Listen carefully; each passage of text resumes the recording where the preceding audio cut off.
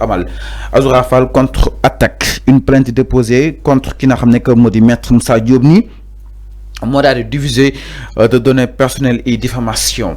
Alors enfin est-ce que lii mën nañ jàpp ni c'était des données personnelles bu Azoura Fall te Moussa Diop amul droit daal di koy li nga xam ne que moo di génnee dans l'espace public. Que dire justement de notre justice peut-être en cas bi nga xam ni it moom la Moustapha Diop daal di def. Oui xam nga maître Moussa Diop aussi avocat Azoura Fall yi ñoom xam nañ tamit ban procédure la ñuy mën a déclencher contre lui parce que aussi lui c'est un avocat xam na lu yoon tere ak lu yoon nangu bu fekkee moom il a diffusé des informations à caractère personnel jël vidéo jàmbur nga dem diffuser ko partager ko te yoon permettre la ko mais Azoura avec ses avocats ils vont saisir aussi cette justice là pour qu'elle fasse son travail sur l'affaire de maître Moussa Diop. Est-ce que maître Moussa Diop aujourd'hui voudrait que man Arfan me jël ces images à caractère personnel me publier ko ci les réseaux sociaux mais su ma ko defee moom il va dina ma topp ci kanam yoon donc si Azoura Fall il y a des choses qui ne se font pas non tu dois pas les faire mënoo ko def justice moo ko teree donc bu ko def yoon moo ko teree yoon boobu teree injure yoon boobu moo teree ay information à caractère personnel wala ay image ay vidéo jàmbur nga koy tas ci réseaux sociaux yi. lii yëpp dafa jóge si coowal ki nga xam ne que moo di Abdou Nguer mu nekk. avocat ki nga xam ne mais parce que maître Moussa Diop. avocat la ci Abdou Nguer mënut a comprendre Abdou ñu daal di koy jàpp alors que ni waa Pastef peut-être si Azoura Fall moom Azoura Fall parce que Pastef la bokk. oui mi ngi woy ba tey daal di saaga moom nee na. ku ma am ndey ku ma amul ndey boobu noonu mënu kon seetaan. mais maître Moussa Diop il a tort. Si il est avocat à Abdou Nguer il faut défendre le dossier Abdou Nguer. Maintenant pourquoi tu compares, tu fais une vidéo, tu dis oui au moment que Abdou Nguer est en prison Azoura Fall est là, tu diffuses les informations de Azoura Fall muy saaga. Tu crois que tu peux régler le problème Abdou Nguer comme ça Fallou? Est-ce que maître Moussa Diop il croit qu'il peut régler le problème Abdou Nguer qui a diffusé une vidéo Azoura Fall pour que les Sénégalais comparent? C'est comme ça qu'on règle un problème. Tu règles un problème par un autre problème. C'est ce que maître Moussa Diop a fait. Oui, bien sûr. Donc de régler le problème bi? Non, nous quoi régler. Créer bien un problème. Il a créé un problème dans un problème. Fallou. Man dama jàng droit. Mais ñu ne ana c'est vrai que je ne suis pas un avocat mais dama jàng droit. Alors ñu jàpp ni dafa doon lancer alerte concrètement. Non lancer alerte. Procureur. Mais Moussa Diop, maître Moussa Diop en tant qu'avocat de Abdou Nguer, on lui demande un document. La justice lui demande un document. La justice lui demande des preuves. Il faut apporter des preuves pour qu'on libère Abdou Nguer. Mais loolu muy rôle. C'est le rôle de maître Moussa Diop en tant qu'avocat de Abdou Nguer. Mais la justice ne demande pas à maître Moussa Diop d'aller amener des vidéos de Azoura Fall qui est un autre justiciable sénégalais pour que la justice compare ces deux faits. Mais c'est pas un rôle d'avocat. Donc maître Moussa Diop dafa wàcc àndam. Je crois que le barreau même de l'ordre national des avocats war na agir ci kawam. Comment un avocat peut prendre une vidéo di ko diffuser bu bokkul ak dossier bu muy défendre man borom xel yi laay wax. da nga yàgg jàpp ni maître Moussa Diop mënul dissocier la justice et la politique. Da nga jàpp ni da koo def si la politique. Fallou aujourd'hui l'histoire. Mais est-ce que defee ko si casquette politique. Concrètement parce que parti politique la yore. L'histoire m'a donné raison.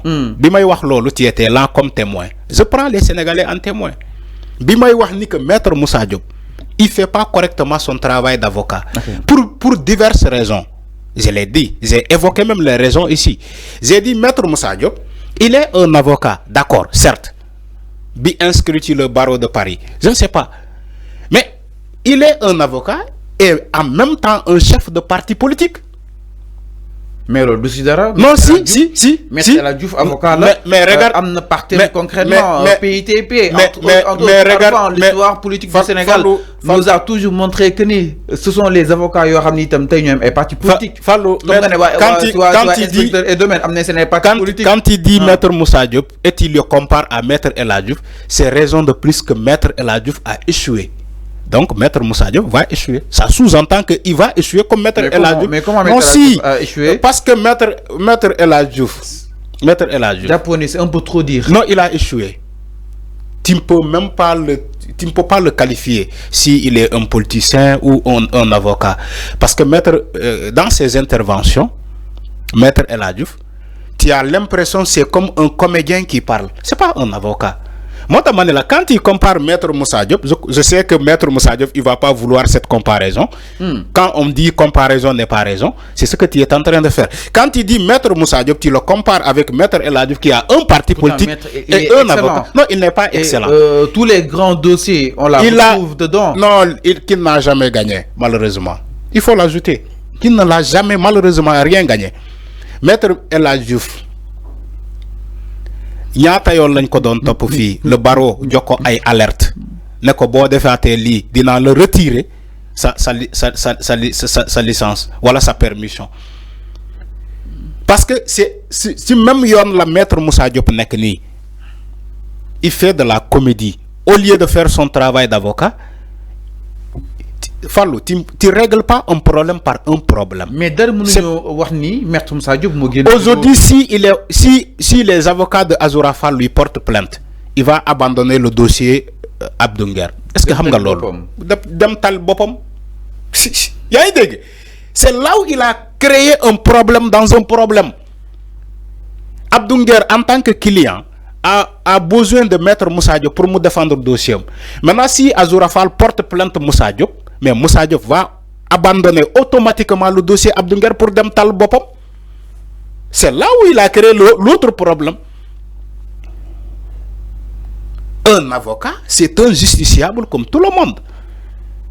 Tu n'as pas le droit de diffuser des informations à caractère personnel, parce que yow sa client dañ ko japp mu ngi kasso.